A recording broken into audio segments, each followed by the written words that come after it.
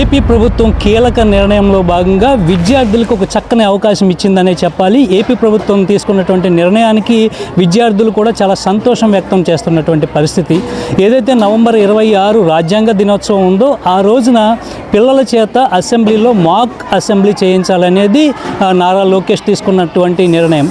ఈ నేపథ్యంలో విద్యాశాఖ మంత్రి నారా లోకేష్ తీసుకున్నటువంటి నిర్ణయాన్ని స్పీకర్ కూడా ఆహ్వానించారు. అట్లాగే ఆమోదించిన ప్రక్రియ నేపథ్యంలో ఈ నెల 26న 175 నియోజకవర్గాల్లో ఉన్నటువంటి ప్రభుత్వ పాఠశాలల విద్యార్థులైతే అక్కడికి వెళ్ళి మాక్ అసెంబ్లీ చేయబోతున్నారు. అసలు ఈ మాక్ అసెంబ్లీకి ఎటువంటి పరీక్షలు పెట్టారు, ఎంతమంది ఎన్నికయ్యారు, అసలు ఎలాంటి ఎన్నిక ప్రక్రియ జరిగిందనే విషయాన్ని మనం శ్రీకాకుళం జిల్లా టెక్కల్లో ఉన్నటువంటి గర్ల్స్ హై స్కూల్లో ఉన్నటువంటి ఒక బాలికైతే ఎంపిక అవ్వడం జరిగింది. ఆ బాలికని నేరుగా మనం అడిగి మరిన్ని ప్రశ్నలు అయితే తెలుసుకునే ప్రయత్నం అయితే చేద్దాం. అమ్మా, నీ పేరు? రష్మిక సంతోష్. నువ్వు ఏ క్లాస్ చదువుతున్నావు? 10th class. అయితే నువ్వు ఈ అసెంబ్లీ మాక్కి నువ్వు ఎన్నికయ్యావు కదా, నీకు ఎట్లా అనిపిస్తుంది? నాకు చాలా హ్యాపీగా ఉంది సార్. నేను కూడా ఒకరోజు ఎమ్మెల్యేగా అవుతున్నానంటే అసలు అది ఎవరికి సాధ్యం కాదు అసెంబ్లీలోకి వెళ్ళడం. కానీ నాకు ఈ అవకాశం ఇచ్చిన సీఎం సార్కి మరియు ఎడ్యుకేషన్ మినిస్టర్ సార్కి చాలా థ్యాంక్స్. ఇది నేను చాలా హ్యాపీగా ఫీల్ అవుతున్నాను నాకు ఇలా రావడం. ఇందులో మాకు చాలా కోఆపరేషన్ ఉంది. మా హెచ్ఎం మేడం వాళ్ళ కోఆపరేషన్తో మా గైడ్ టీచర్స్ అయిన Vanisri madam, Ramadevi madam, Swathi madam మమ్మల్ని అంతా టీచ్ చేశారు. సో వాళ్ళ ముగ్గురికి కూడా నేను చాలా థ్యాంక్స్ చెప్తున్నాను. అలాగే అసెంబ్లీ కోసం నీకు ఏమన్నా తెలుసా? అసెంబ్లీ అంటే మన ద్వారా మన కాన్స్టిట్యుయెన్సీస్లో ఉన్న రిప్రజెంటేటివ్స్ అనేవాళ్ళు మన దానిలో ఉన్న జరుగుతున్న ఏమైనా తప్పులు ఉంటే అక్కడ వెళ్ళి చెప్తారు. అందులో అలా ప్రతి కాన్స్టిట్యూషన్స్లో ఆంధ్రప్రదేశ్లో 175 కాన్స్టిట్యుయెన్సీస్ ఉన్నాయి. ఆ 175 కాన్స్టిట్యుయెన్సీస్లో మనం ఎక్కడి నుంచి ఎన్నుకున్న ఎమ్మెల్యే వాళ్ళందరూ అక్కడ వెళ్తారు. ఏ పార్టీకి అయితే మెజారిటీ వచ్చిందో ఆ పార్టీలో ఒక లీడర్ ఉంటారు. ఆ లీడరే సీఎం. వీళ్ళందరూ చర్చిస్తారు.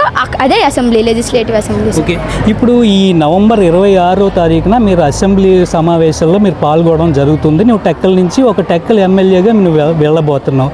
అసలు ఈ అసెంబ్లీ మాక్ డ్రిల్కి ఎట్లాంటి పరీక్షలు నిర్వహించారు? అసలు అంటే అంచెలంచెలుగా నువ్వు చెప్పగలవా? స్కూల్ లెవెల్లో ఎంతమంది అయితే ఎలక్యూషన్ చెప్తున్నారో, ఎస్ఏ రైటింగ్ చెప్తున్నారో వాళ్ళకి కండక్ట్ చేశారు. ఎస్ఏ రైటింగ్లో టాప్ 3, డిబేట్లో ఎలక్యూషన్లో టాప్ 3 తీసి ఈ 6 మెంబర్స్కి క్విజ్ పెట్టారు. మరి మండల్ లెవెల్లో ఈ 6 మెంబర్స్లో టాప్ 3ని మండల్ లెవెల్కి పంపించారు. మండల్ లెవెల్లో ఎలక్యూషన్ జరిగింది, ఎస్ఏ రైటింగ్ జరిగింది. మళ్ళీ మండల్ లెవెల్లో కూడా ఎలక్యూషన్లో టాప్ 3, ఎస్ఏ రైటింగ్లో టాప్ 3 తీశారు. ఈ 6 మెంబర్స్కి క్విజ్ పెట్టారు. మళ్ళీ ఇందులో టాప్ 3 కాన్స్టిట్యుయెన్సీకి పంపించారు. కాన్స్టిట్యుయెన్సీలో కూడా ఎలక్యూషన్లో టాప్ 3, ఎస్ఏలో టాప్ 3 తీసి ఈ 6 మెంబర్స్లో ఒక్క మెంబర్ కాన్స్టిట్యుయెన్సీ నుంచి వెళ్తున్నారు అసెంబ్లీకి. అసలు ఎలక్యూషన్లో ఎటువంటి టాపిక్ నీకు ఇచ్చారు? ఆ టాపిక్ నువ్వేమన్నా ఇప్పుడు చెప్పగలవా? కాన్స్టిట్యుయెన్సీ లెవెల్లో making India through Viksit Andhra Pradesh గురించి చెప్పారు. నేను ఇప్పుడు దాని గురించి చెప్పబోతున్నాను. Good morning to one and all. I am Rashmika. I am studying 10th class in ZPJHS School, Tekkali. Today I stand before you to speak on a vision that is not just a dream but a mission, making India through Viksit Andhra Pradesh. India, the land of biodiversity and dynamism, is standing today at threshold transformation from a developing nation to a Viksit Bharat, means a developed India by the year 2047, marking the centenary of our independence. But this vision of a developed nation can't be achieved in isolation.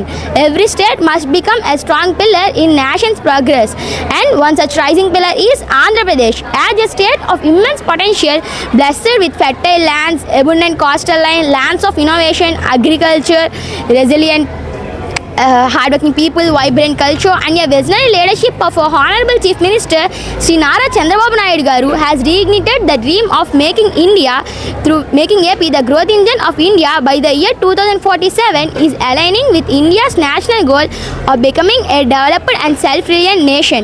A Viksit AP will indeed be a pillar of Viksit Bharat.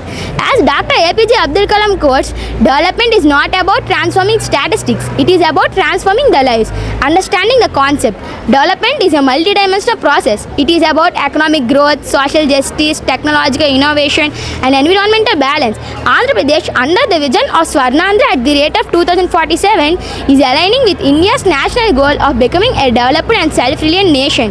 As our Prime Minister Shri Narendra Modi said, a developer India will emerge only when every state becomes developer. Hence, Andhra Pradesh development is not isolated. It is the growth engine of India's transformation.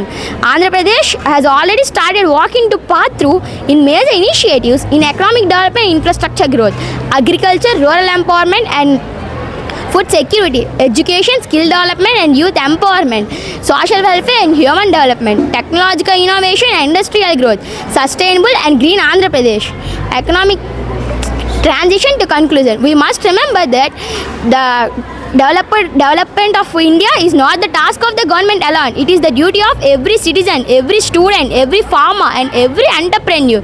If each of us contributes, our Visit Bharat. Thank you for giving this opportunity.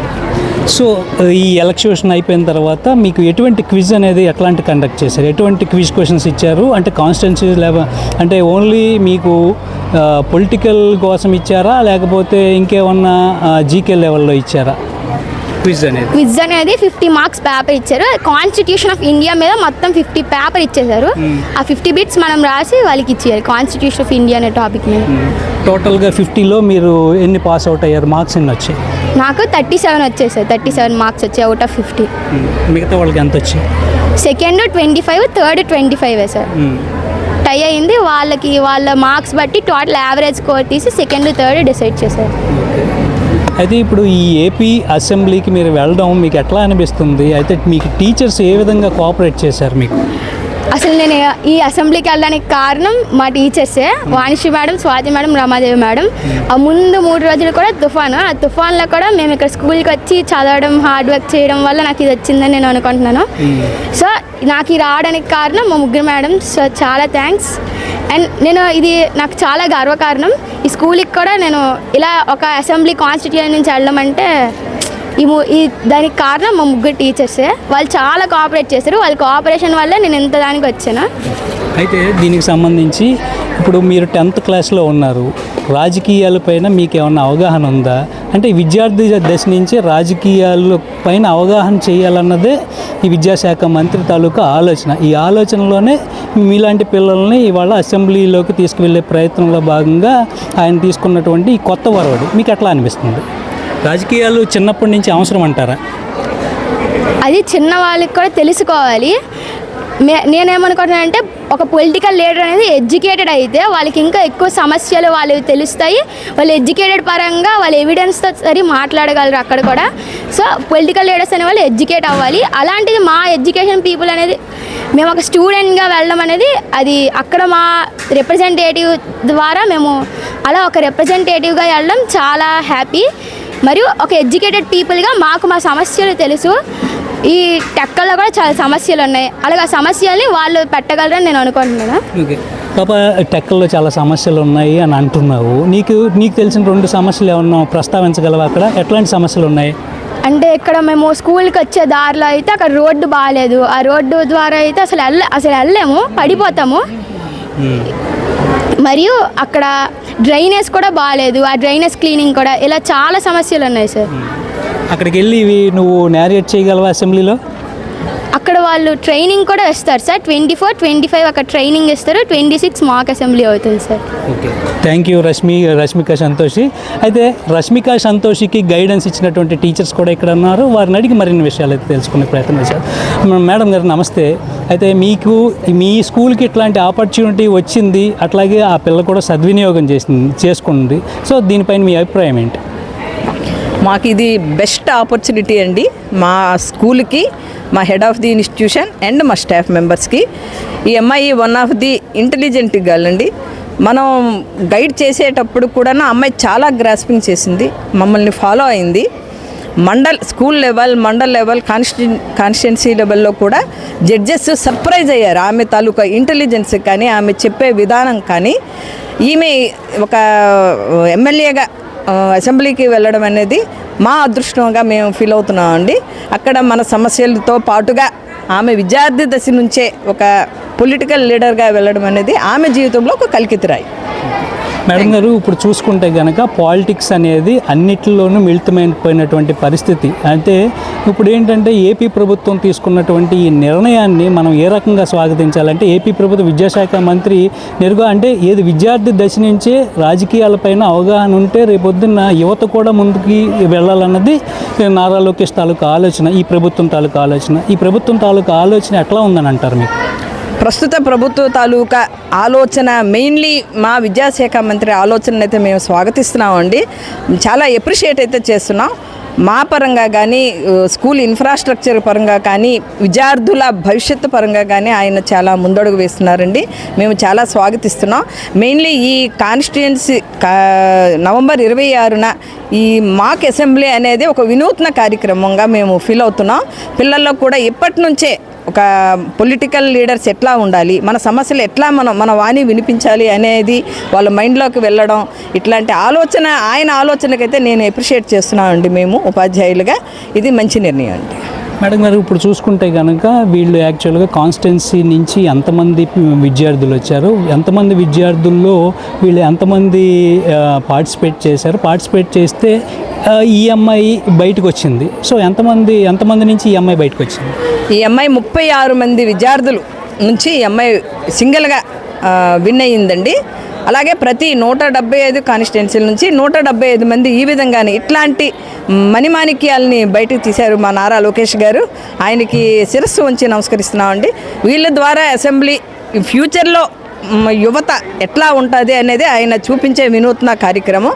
దీన్ని అందరూ స్వాగతించాల్సిన అవకాశం అయితే ఉందండి. So ఇది చూసుకుంటే కనుక AP మాక్ assembly అనేది విద్యార్థి దశ నుంచే పాలిటిక్స్ అనేది అవలంబించాలనేది ఏపీ ప్రభుత్వం తాలూకా సంకల్పం.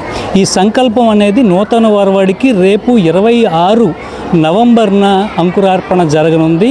ఏదైతే 175 నియోజకవర్గాల్లో ఉన్నటువంటి ప్రభుత్వ పాఠశాలల్లో ఉన్నటువంటి పిల్లలు ఎవరైతే ఉన్నారో రేపు వాళ్ళే ఎమ్మెల్యేల కింద వాళ్ళ ఊర్లో ఉన్నటువంటి సమస్యల్ని తెలుపుతూ కూడా వాళ్ళ వాణి వినిపించే ప్రయత్నం అయితే చేస్తున్నారు.